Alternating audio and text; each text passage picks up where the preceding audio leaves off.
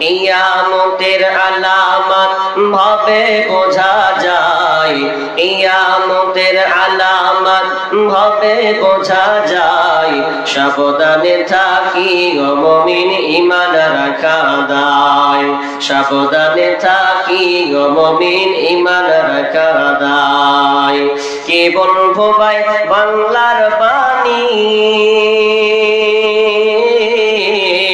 বসে বসে চিন্তা করি। কি বলবো রে ভাই বাংলার বাণী, বসে বসে চিন্তা করি। টাকার লাগি মানুষ মারে এ সোনারি বাংলায়, টাকার জন্যে মানুষ মারে এই সোনারি বাংলায়। সাবধানে থাকি ও মুমিন ঈমান রাখা দায়, সাবধানে থাকি ও মুমিন ঈমান রাখা দায়। কিয়ামতের আলামত ভাবে বোঝা যায়, কিয়ামতের আলামত ভাবে বোঝা যায়। সাবধানে থাকি ও মুমিন ঈমান রাখা দায়, সাবধানে থাকি ও মুমিন ঈমান রাখা দায়। বিশ্ব জরিপ দুর্নীতিতে ভারতবর্ষ ভাই 1 নম্বরে, বিশ্ব জরিপ দুর্নীতিতে ইন্ডিয়া ভাই 1 নম্বরে। এমন দেশটি পৃথিবীতে খুঁজে পাওয়া যায়, এমন দেশটি পৃথিবীতে খুঁজে পাওয়া যায়। সাবধানে থাকি ও মুমিন ঈমান রাখা দায়, সাবধানে থাকি ও মুমিন ঈমান রাখা দায়। কিয়ামতের আলামত ভাবে বোঝা যায়, কিয়ামতের আলামত ভাবে বোঝা যায়। সাবধানে থাকি ও মুমিন ঈমান রাখা দায়, সাবধানে থাকি ও মুমিন ঈমান রাখা দায়। 6 বছরের শিশু ধর্ষণ বাংলা ছাড়া হয় না এমন, 6 বছরের শিশু ধর্ষণ বাংলা ছাড়া হয় না এমন। ধর্ষণের সেঞ্চুরি আবার ভার্সিটিতে হয়, ধর্ষণের সেঞ্চুরি আবার ভার্সিটিতে হয়। সাবধানে থাকি ও মুমিন ঈমান রাখা দায়, সাবধানে থাকি ও মুমিন ঈমান রাখা দায়। কিয়ামতের আলামত ভাবে বোঝা যায়, কিয়ামতের আলামত ভাবে বোঝা যায়। সাবধানে থাকি ও মুমিন ঈমান রাখা দায়, সাবধানে থাকি ও মুমিন ঈমান রাখা দায়। রব্বুল আলামিন নবীকে বলছেন, নবী হে আপনাকে ওরা কিয়ামত সম্পর্কে জিজ্ঞাসা করেন, আপনাকে কিয়ামত সম্পর্কে অর্থাৎ পৃথিবী কখন ধ্বংস হবে এই ব্যাপারে আপনাকে তারা জিজ্ঞাসিত করেছে, প্রশ্ন করেছে। নবী আপনি বলে দেন, কুল ইন্নামা ইলমুহা ইনদাল্লাহ, এই জ্ঞান কেবলমাত্র আল্লাহর কাছে আমার কাছে রয়েছে, এটা জ্ঞান শুধু আমার কাছে আছে, পৃথিবী আর কারো কাছে নাই।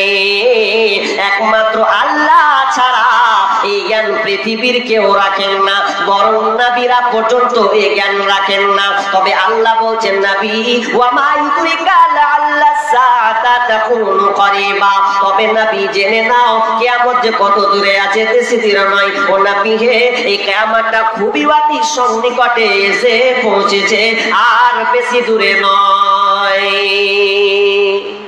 তাহলে কিয়ামতটা কখন হবে? জি কখন হবে? মোটর সাইকেল চালান তো নাকি, motor cycle bike, motor cycle যখন চালাই তো আগে পেট্রোল ঢাললে আপনার কি হয়, পেট্রোল দিতে হয়, তাই তো? পেট্রোল দিবেন, ক লিটার যাবেন আপনি, 100 টাকার বলেন আর 500 টাকার বলেন, যা বললেন। তো পেট্রোল যখন আপনি ভরলেন, তো পেট্রোল ভরার পর আপনি এই হাই রোড ছেড়ে দিলেন, হাই রোড যখন ছেড়ে দিলেন, চলতে চলতে চলতে চলতে চলতে চলতে আস্তে আস্তে আস্তে আস্তে আস্তে যখন আপনার পেট্রোলটা ক্ষয় হবে, শেষ হবে, তখন একটা ওয়ার্নিং দেয়, কি দেয় না? পেট্রোল যখন শেষ হয় তখন একটা ই করেন, আওয়াজ দেয় না? আস্তে আস্তে ধমকায় না? মানে বলে তো পেট্রোল শেষ হতে এলো আর তুই চালাচ্ছিস, ভোর ভিতর তেল ভর, নাহলে হেঁটে হেঁটে বাড়ি যাবে। ওয়ার্নিং দেয় কি দেয় না? দেয়। তো ঠিক তেমনি ভাবে বিশ্বনবী আমাদেরকে কিয়ামতের আলামত গুলো তিনি বলে গেছেন। আর কত চৌদূর পৃথিবীটা ঘুরবে, কত দূর পৃথিবীটা রানিং হবে, এটা বিশ্বনবী আমাদেরকে বলে গেছেন। যখন তোমরা এই আলামত গুলো দেখতে পাবে, তখন তোমরা জেনে নাও কিয়ামত অতি সন্নিকটে। সাধারণ করে একটা উদাহরণ দিয়ে আপনাকে বুঝার জন্য বলছি আপনাকে। আচ্ছা আপনারা বলেন তো ভাই, পৃথিবী সুন্দর না অসুন্দর? সুন্দর। কথা বলেন না ভাই, সুন্দর তো? পৃথিবী সুন্দর নয়? যেমন এমন জায়গা, আপনি এখানে আছেন কি এটা ময়না যায় নাকি? ময়না তো, ময়নাই জায়গাটা আপনি বসবাস করছেন। পৃথিবী সুন্দর মানে আপনি অন্যান্য জেলা যান, রাজ্য যান, আপনি এমন এমন দৃশ্য দেখবেন, আহা কি মনোরম, মাশাআল্লাহ কত সুন্দর মনোরম দৃশ্য, আপনার দেখে জান জুড়িয়ে যাবে। এমন এমন জায়গা আপনি যাবেন, মুর্শিদাবাদ যাবেন, আপনি হাজারদুয়ারি দেখবেন, আপনার জান জুড়িয়ে যাবে, প্রাণ জুড়িয়ে যাবে, আপনি আশ্চর্য হয়ে যাবেন। পৃথিবী সুন্দর, কত সুন্দর। আপনি যদি 40 বছর পেছনে চলে যান, তাহলে আপনার মনে হয় আপনার এই লোকাল রাস্তাগুলোতে, ছোট ছোট রাস্তাগুলোতে টোটো যেত না? যেত জি ভাই? ছিল না? আরে হেঁটে তো যাওয়া যেত না, তো টোটো দূরের কথা, এতখানি করে কাদা দিয়ে হাঁটতে হয়েছে ভাই। তো টোটো ডেকেছেন, চট করে টোটো আপনি সঙ্গে সঙ্গে চেপে নিলেন। কত সুন্দর দুনিয়া। শুধু তাই নয়, আজকে মোবাইল উঠেছে। মোবাইল, মোবাইলে আপনি এখানে ময়নাতে বসে বসে, আপনার ভাই মুম্বাই আছে, হ্যালো ভাই তোর মুখখান দেখিনি রে, মুখখান দেখি তো, ওরে আমার ভাই রে কেমন হয়েছে খেটাকে হতো, মানে সব বলে দিচ্ছে ও মোবাইলের মাধ্যমে। তাহলে কত সুবিধা। তাহলে পৃথিবীর যান্ত্রিক সভ্যতা, যান্ত্রিক মডেলের যুগ যত আসবে তত উন্নত হবে। কিন্তু পৃথিবী বাহ্যিক দৃষ্টিতে সুন্দর, কিন্তু পৃথিবীর অবস্থা যদি গভীরতা ভিতরে চলে যান, তাহলে আপনি কোরআনকে জিজ্ঞাসা করেন, হাদিসকে বলেন, পৃথিবীর অবস্থা এখন কেমন আছে, কি রেজাল্ট দেবে জানেন? আমি অসুস্থ আছি না, আমি এখন ধরেন অসুস্থ আছি, এই উদাহরণটা বুঝেন, তারপর আমি চলে যাচ্ছি। আমি এখন অসুস্থ আছি, আমার বুকের পার্টস নষ্ট হয়ে গেছে, নাই ভ্যানিশ হয়ে গেছে, ভালো লাগছে না, মনে হচ্ছে বুকের পার্টস গুলো মনে হয় ক্ষয় হয়ে গেছে, এবার আমার ভালো লাগে না, বসে আছি। তাই একজন ভাই বলছে, ভাই একটু হাস না, ছবি তুলবো, একটু ছবি তুলবো। ও আমি বসে আছি, আমার বুকলে জ্বালা জ্বলতে সইতে পারি না, ও আমার ফেসবুকে আমার ছবি তুলবে মোবাইলে। মোবাইল, এ ভাই রেডি হ, রেডি। মোবাইলে যখন ছবি তুললে, তো ছবি যখন তুলে, আচ্ছা দেখতে খারাপ লাগে না ভালো লাগবে? ভালো লাগবে না? ভালো লাগবে কি লাগবে না? মোবাইল এমন জিনিস, আপনি যদি ছিঁড়া পড়েও যদি তুলেন তাও ভালো লাগবে, ভালো লাগবে না? ভালো লাগবে। মানে ওটা হচ্ছে স্টুডিও ক্যামেরা, ওটা ক্যামেরার সৌন্দর্য দেখাবে। আর একটা ক্যামেরা আছে এক্স-রে ক্লিক ক্যামেরা, না এক্স-রে ক্লিক ক্যামেরা বুঝেন তো? এই যে ভেতরে জিনিস, পা ভেঙে গেছে দেখা যাবে, পাশ নষ্ট হয়ে গেছে দেখা যাবে, ওটা দেখা যায়। আর ওই ছেলেকে যখন নিয়ে যাচ্ছে এক্স-রে ক্লিনিকে, যখন নিয়ে যাচ্ছে এক্স-রে ক্লিনিকে যাওয়ার পরে যখন ওর তুলছে, রেডি, তখন বলছে শেষ, ভিতরে পাশ শেষ, আর বেশি দিন বাঁচবে না তুমি। কেমন হলো? একই ছবি, ও তুলেছে ওটা, এ তুলেছে মোবাইলে, দুইটা দুরকম বলছে। ই বলছে তোর জিন্দেগি ভালো নাই, আর বাঁচবি না, আর ই বলছে তুই ঠিক না, বাম্পার লাগছে দেখতে, দুইটা দুই নম্বর। তাহলে পৃথিবী, বিজ্ঞানকে বলেন, বিজ্ঞানী বলবে পৃথিবী সুন্দর, সামনে আরো সুন্দর আসবে। কিন্তু আপনি হাদিসের কাছে যান, হাদিস কি বলছে? হাদিস বলছে আর দুনিয়া নয়, দুনিয়াটা এমন একটা অবস্থায় চলে গেছে, আর বেশি দূরে নয়, পৃথিবীর ধ্বংসের দিকে চলে গেছে। কেন কেন? তো আপনাকে এই কোরআন হাদিস আপনাকে রিপোর্ট দেবে। যখন তোমরা এই কাজগুলো করবে, তখন তোমরা জেনে নাও কিয়ামত সন্নিকটে। এবার আপনাকে আমি একটা একটা করে বলবো, আমি কতটা বলতে পারবো নিজেও জানি না, তবে আপনাকে আমি কয়টা আলামত আমি আপনাকে বলছি। বিশ্বনবী তিরমিজির হাদিসে প্রথম নম্বরে বলছেন, আনাবি হুরায়রা রাদিয়াল্লাহু তাআলা আনহু قال قال رسول الله صلى الله عليه وسلم اذا اتخذ الفيض والا والامانه مغنما والزكاه مغراما وأوتوا المال غير دين। চারটা আগে বলি, তারপরে এই হাদিসে 15টা আলামত আছে।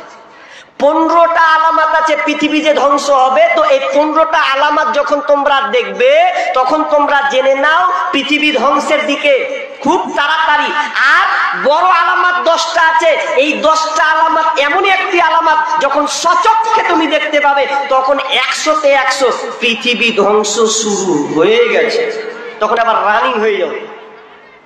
তাহলে আমি 15টার মধ্যে আগে 4-5টা বলি, আর অন্যান্য হাদিস তো অনেক আছে, ওগুলো একটা একটা করে নিয়ে আসবো সাইড ক্রস করে। নম্বর, বিশ্বনবী বলছেন ইযা তুখিদাল ফাইয়ুদু আলান, যখন জনসাধারণের মাল, যখন নেতারা নিজের মনে করবে জনসাধারণের মাল নেতারা লুটে লুটে খাবে, তখন তোমরা জেনে নাও কিয়ামত সন্নিকটে। আচ্ছা, এটা চলছে না চলছে না ভাই? হ্যাঁ, আপনার এদিকে চলে না নাকি? মুড়ি ঝুলেছেন তাও ভয় করছেন যে কে এসে কি করে দিবে নাকি, ভয় লাগছে আপনাদের? জি, জনসাধারণের মাল, এই ব্যক্তিগত মাল, এই জনসাধারণ মালকে সে নিজের ব্যক্তিগত মনে করবে, তখন তোমরা জেনে নাও কিয়ামত সন্নিকটে, আর বেশি দূরে নয়। যখন নেতারা জনসাধারণের মালকে লুটে পুড়ে খাবে।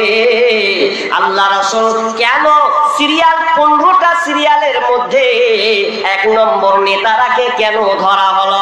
কারণ নেতারা এমন একটা জিনিস, ওরা চালাবে রাষ্ট্র, ওরা চালাবে আপনার কিনা জেলা, ওরা চালাবে আপনার রাজ্য, চালাবে আপনার গ্রাম সমাজ এলাকা। তাহলে ওরা যখন দায়িত্ব নেবে তো ওই দায়িত্ব তাদেরকে চালাতে হবে। বিশ্বনবী 1 নম্বর ধরার কারণটা শুনেলেন, মনে করলেন যে আপনি এমন একটা জায়গাতে আপনি একটা খুঁটা পুঁতলেন, খুঁটাটা পুঁতেছেন কি জন্যে? তো গরুটাকে আপনি আটকানোর জন্যে, গরুটা যাতে অন্য ভুঁয়ে যেন মুখ না দেয়, এই জন্য আপনি খুঁটা দিয়ে গরুটাকে বেঁধে দিলেন। আচ্ছা বলেন তো, খুঁটাটা যদি লড়বড়ে হয়, নরম হয়, তাহলে বলেন তো গরুটা অন্য ভুঁয়ে মুখ দেবে কি দিবে না? দিবে না? ছুটবে কি ছুটবে না? ছুটবে তো, ছুটে পালাবে। কারণ খুঁটিটা যদি দুর্বল হয় তাহলে সবই তো শেষ হয়ে যাবে, তছনছ হয়ে যাবে।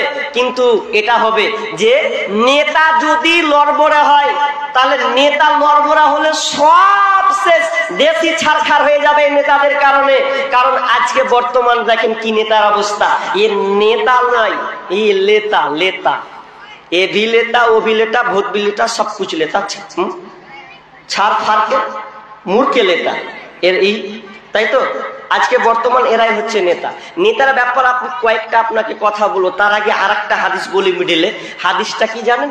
যে জামানাটা এমন হয়ে যাবে, ভালো মন্দ মিশ্রিত হয়ে যাবে। জামানাটা এমন, মানে এমন অবস্থা হবে, ভালো মন্দ মিশ্রিত হয়ে যাবে, মানুষ দিশেহারা হয়ে যাবে, বুঝতে পারবে না। কেমন বুঝতে পারবে না? হুযায়ফা রাদিয়াল্লাহু তাআলা আনহু তিনি আল্লাহ রাসূলকে যখন কোনো প্রশ্ন করতেন তখন অকল্যাণ সম্পর্কে প্রশ্ন করতেন। কোনখানে খারাপই আছে ওখানে প্রশ্ন করতেন। কেন করতেন জানেন? যাতে ও খারাপ থেকে বেঁচে যায়, এই জন্য আল্লাহ রাসূল তিনি কি করতেন? প্রশ্ন করতেন। সাহাবীরা প্রশ্ন করতেন, আল্লাহ রাসূল এটা করলে কি হয়, ওটা করলে কেমন নাকি, ওটা করলে কি পাবো, এইরকম প্রশ্ন করে। কিন্তু হুযায়ফা প্রশ্ন করতেন যে কি আছে, কি অকল্যাণ আছে কোনখানে, ওখানে আমি যাব না, পা দিব না, ওই খারাপিতে পড়বো না, এইরকম হুযায়ফা প্রশ্ন করতেন। একদিন আল্লাহ রাসূল প্রশ্ন করছেন, ইয়া রাসূলুল্লাহ ইন্না কুন্না ফিল জাহিলিয়াতি ওয়া শাররি, ও দয়ার নবী গো, আমরা ছিলাম অন্ধকার কারাচ্ছন্নতার যুগে। এই অন্ধকার যুগ থেকে আমরা পেয়েছি আলোকিত যুগ, স্বর্ণের যুগ। এই যুগটা হচ্ছে এমন একটা যুগ, যেই যুগটা পেয়েছি কল্যাণকর একটা যুগ জামানা। আমরা ছিলাম অন্ধকারের যুগে, আমরা ছিলাম অকল্যাণের যুগে, এখন আমরা আপনাকে পেয়ে সন্তুষ্ট হয়ে গেছি, এক কথায় আমরা দ্বীন ইসলামকে আমরা পেয়ে ধন্য হয়েছি, তার মানে আমরা কল্যাণের মধ্যে আছি। ও দয়ার নবী গো, আপনি বলেন তো এই জামানার পরে কি খারাপ জামানা আসবে, অকল্যাণ কি জামানা আসবে? বিষ্ণু বলছেন নাম, হ্যাঁ আসবে। এরপরে একটা খারাপ যুগ আসবে, কালো যুগ আসবে, অন্ধকারের একটা যুগ আসবে। তখন হুযায়ফা বলছেন ইয়া রাসূলুল্লাহ, এই খারাপের পরে কি ভালো যুগ আসবে? বিষ্ণু বলছেন নাম, হ্যাঁ ভালো যুগ আসবে। তবে হুযায়ফা রে, তুমি জেনে নাও ফিহি দাখানুন, এই যুগটা হবে ফিহি দাখানু, এই যুগটা হবে অন্ধকার একটা, এই যুগটা হবে ধোঁয়াশে যুক্ত যুগ, অস্পষ্ট একটা যুগ হবে, ঘোলাটে একটা যুগ হবে। সেই যুগটা এমন হবে যে যুগটা অস্পষ্ট একটা যুগ হবে। সাহাবী বুঝতে পারলেন না, ওয়ামা দাখানুহু ইয়া রাসূলুল্লাহ, এই অস্পষ্ট যুগটা কেমন, ধোঁয়াটে যুগ কেমন, অস্পষ্ট যুগ একটা কেমন, আপনি একটু বলে দিবেন। তখন বিশ্বনবী বলছেন হুযায়ফা রে, সেই জামানাটা হবে আমার আদর্শ ছেড়ে দিয়ে, আমার দিন ছেড়ে দিয়ে, আমার সুন্নাহকে ছেড়ে দিয়ে মানুষেরা বিজাতির অনুসরণ করবে, বিজাতির আদর্শকে মেনে নেবে। আমার আদর্শকে ভালো লাগবে না, আমার সুন্নাহকে ভালো লাগবে না, আমার সুন্নাহকে বাদ দিয়ে তারা বিজাতির অনুসরণ করে চলবে। এই করতে করতে আবার প্রশ্ন করেছেন ইয়া রাসূলুল্লাহ, এরপরও কি খারাপ যুগ আসবে? বলছে হ্যাঁ খারাপ যুগ আসবে, সেই যুগটার মধ্যে ভালো মন্দ মিশে যাবে। ওই যুগটা এমন একটা যুগ হয়ে যাবে, এক প্রকার আলেম বের হবে, ওই আলেমরা মানুষকে জাহান্নামের দিকে ডাকবে, ও জাহান্নামে যাবে, শ্রোতা দর্শককে জাহান্নামে নিয়ে যাবে। এক প্রকার আলেম নেতা বের হবে, তারা মানুষকে জাহান্নামে নিয়ে যাওয়ার জন্য ডাকবে। এখন মিলাবেন ওই যুগটা আছে সেনা পেন্ডিং এ ধরে আছে না সিগন্যাল পেয়েছি কি পাইনি, একবার ভাবেন।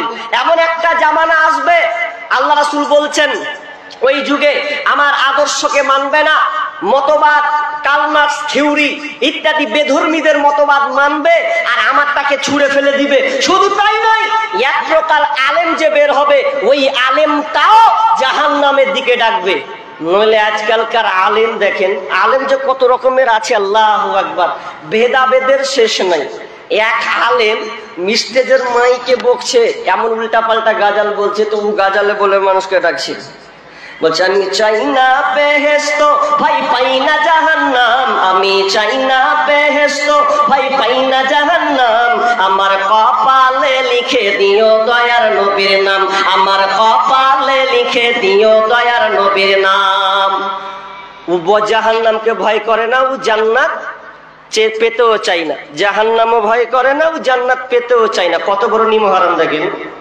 অথচ বিশ্বনবী এই জাহান্নামের ব্যাপারে তিনি এত দোয়া করতেন, তাসাহুদে বসে তিনি আল্লাহুম্মা ইন্নী আসআলুকাল জান্নাতা ওয়া আউযু বিকা মিনান নার, আল্লাহুম্মা ইন্নী আসআলুকাল জান্নাতা ওয়া আউযু বিকা মিনান নার। আল্লাহ, আমি তোমার কাছে জান্নাত পানা চাইছি, জান্নাত চাচ্ছি, এবং জাহান্নাম থেকে আমি মুক্তি চাই, জাহান্নাম থেকে বাঁচতে চাই। নবী পর্যন্ত এই দোয়া করেছেন। আর এই নিমহারাম বলছে আমি জাহান্নামকে ভয় করি না, আমি জান্নাতও পেতে চাই না, শুধু দয়ার নবীর নামটা থাকলেই হবে। এই জন্য আর একটা হুজুরকে দেখছি, ও বলছে